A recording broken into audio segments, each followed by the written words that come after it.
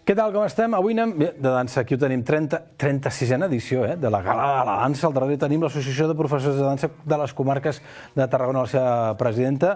Justament la Meritxell Pubilla ens acompanyarà al primer tram del programa. Volem saber molt més sobre aquest certamen en el que tenim fins a 22 escoles diferents de les comarques de Tarragona i fins i tot diria demarcació de Tarragona. Això és la primera part. La segona part...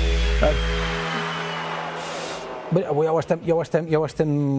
Com estàs, Meritxell? Com va? Molt bé. Perquè ens estàvem responent la pregunta, si amb ella la podria substituir una intel·ligència artificial i a mi, bueno, depèn, si creen uns robots que ballin i presentin com tu balles, bé, jo crec que tu balles més bé que jo a presentar, ja t'ho dic ara també, però clar, llavors sí que els robots se'ns menjaran, ens devoraran, no? Esperem que no. Jo no vull que passi això. Jo soc molt pro de la tecnologia, però jo no vull que passi això. I amb això coincidíem també, abans d'entrar aquí entre la careta i la presentació, dic, a mi també m'agrada molt la tecnologia, però no, el que estic veient amb intel·ligència artificial, i l'he vist que ens donava el mateix Stephen Hawking, vigileu el que està fent perquè ens pot devorar. Bueno, en fi. Anem a la gala, 36a gala ja... Vostè ja hi era? No, 36a no, però... Soc gran, però no tant, No, jo anava a dir fa 3 o 4 anys enrere, o 5 anys enrere, o 10 fins i tot. Sí, sí. Doncs jo deu fer ja entre 8 i 10 anys que estic dins com a membre de l'associació i aquest any, des de l'octubre més o menys, que presideixo aquesta entitat tan gran, que al darrere meu hi ha hagut presidentes molts anys que han fet molt bona feina i aquest any, doncs mira, tocava canviar la Junta i aquí estem per lluitar, continuar, fer coses noves i projectar la dansa com volem, no?, entre totes. Presidenta, quan dic un president, dic presidenta, quins són els objectius, línies mestres d'aquest mandat? Mira, el fil de ruta que nosaltres volem seguir, sobretot, és el que ja es portava, perquè s'han fet coses molt xules. Hi ha, com aquesta gala que farem dissabte al Teatre Fortuny, que fa 36 anys que ja es fan, conjuntament amb altres gales infantils i jornades que fem conjuntament. El full de ruta és encara obrir més camí a que hi hagi ballarins que també puguin associar-se, que també era una mica desconegut. Pensaven que no... O sigui, la gent del territori es pensava que només eren professors els que es podien inscriure a la nostra entitat i volem obrir camí a que ballarins ho puguin fer i que inclús escoles de dansa on la seva direcció vagi sobretot tutelada i dirigida per un professional o una professional que porti una carrera, una trajectòria al darrere, també pugui inscriure's per encara fer la família més gran i sobretot projectar els nous talents. La nostra prioritat és fer gales conjuntes que ja hem fet fins ara, però el que sí volem és que els nous talents tinguin oportunitats escèniques. En aquest cas, amb aquesta gala, el que hem fet és convidar a l'Institut del Teatre, alumnes que acaben aquests cursos... Que han passat per les vostres escoles, han anat a l'Institut del Teatre i, escolta, vine a explicar-nos com ha anat això i què passa aquí, no? Sí, algunes sí, perquè l'important d'això i de les nostres escoles i del nostre col·lectiu és que formem a nens i nenes que molts cops arriben a aquests conservatoris. Doncs alguns d'aquests nens i aquestes nenes vindran a fer una pinzellada d'algun taller o d'alguna peça que hagin fet de creació a l'Institut del Teatre, però perquè ja l'estan acabant alumnes de quart, de cinquè i de sisè, si no recordo malament, i faran com aquesta petita presentació a lo que és aquesta gala que aquest any li donem una miqueta de tribut a l'artista Picasso. Pablo Picasso, eh? Sí. No va tremendo. Jo, clar, veient la presentació de la gala, he al·lucinat molt com aquest senyor que va tenir... es va casar amb una ballarina, de la ballarina no sé si després van caure, que va fer decorats per companyies russes.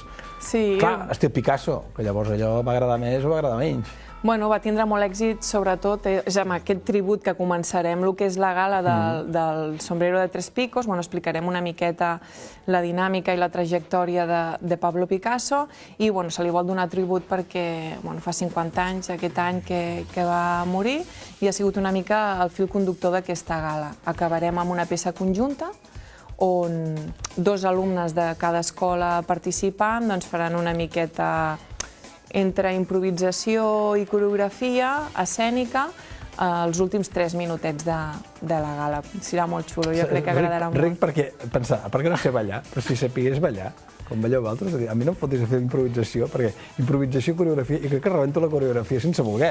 O sigui, té uns límits? O sigui, és una improvisació preparada o no?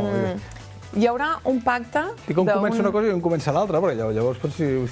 Clar, hi haurà un pacte escènic, això sí, on per exemple, uns ballarins donaran pas a uns altres, però hi ha un cos coreogràfic que serà improvisat. Aquesta improvisació neix d'això, neix del talent i neix de les hores de dansa que tu hagis treballat i que hagis executat i els mestres que hagis tingut t'hagin donat peu a que tu puguis fer del teu moviment una posada en escena. Això de la nit al dia no pot ser. Clar, evidentment, no?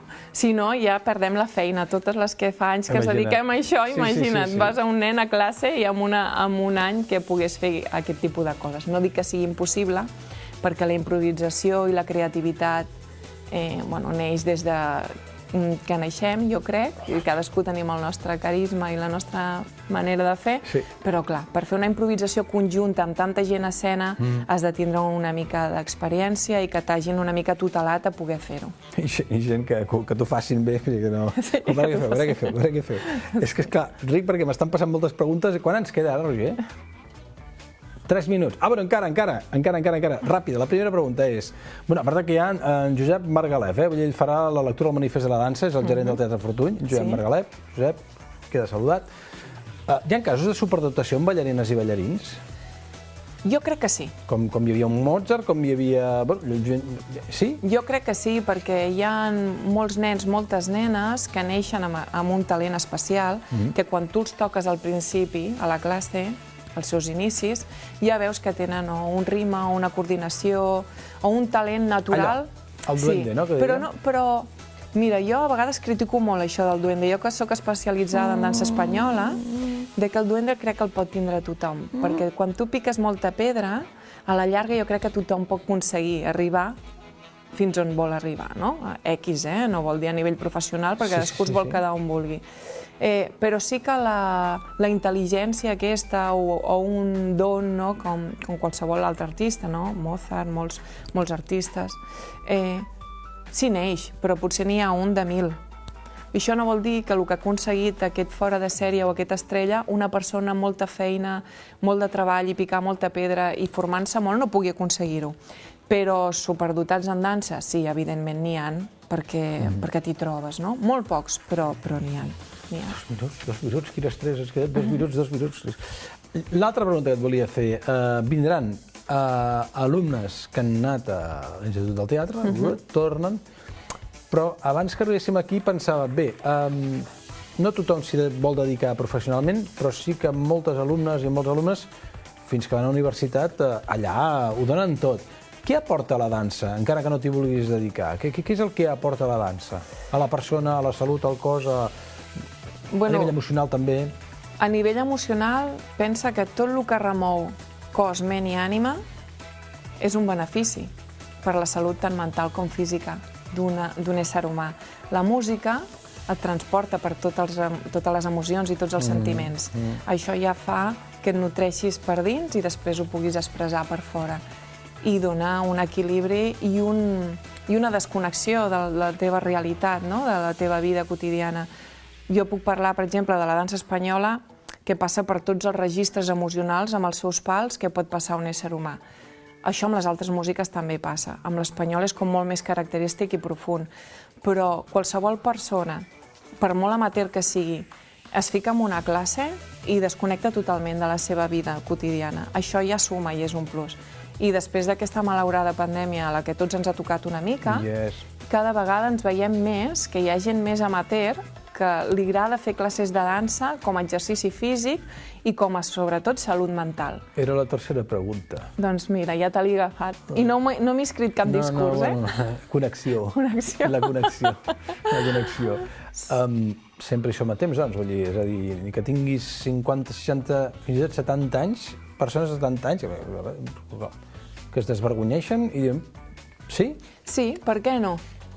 Les limitacions, penso, jo particularment, i crec que les meves companyes també, que estan al cap, no? Evidentment, amb una persona que no ha fet mai dansa i té 70 anys no li podem dir fes 32 fuetes, no? Que seria una mica inèdit. Però sí poden fer un port de bra de ballet o poden fer unes posicions, uns exercicis. Un port de bra, no? Un port de bra.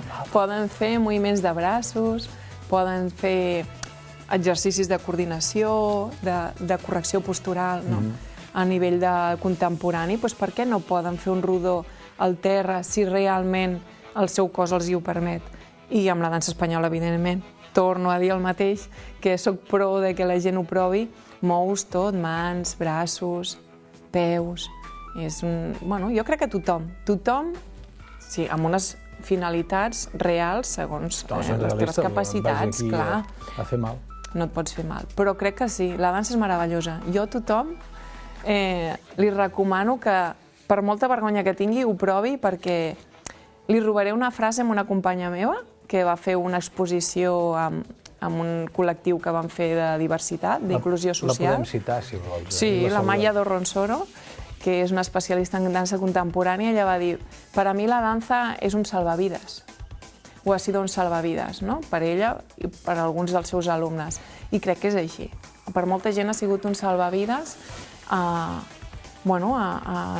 poder sortir a vegades d'un pou, a vegades a sociabilitzar-se, a vegades a trobar aquell exercici físic que anant a un gimnàs no empatitzaves, no hi trobaves, i és meravellós, és meravellós. Jo insto a tothom que balli, el que sigui, però que balli. Doncs queda feta la crida i citem al Teatre Fortuny a 8:45 del vespre d'aquest dissabte 29, Dia Mundial de la Dansa, d'aquí aquesta nova gala de dansa. Moltíssimes gràcies. I més endavant ja passareu aquí, ens expliqueu com va la Junta i com està l'associació. A vosaltres. Gràcies. A vosaltres. Continuem amb el programa d'avui.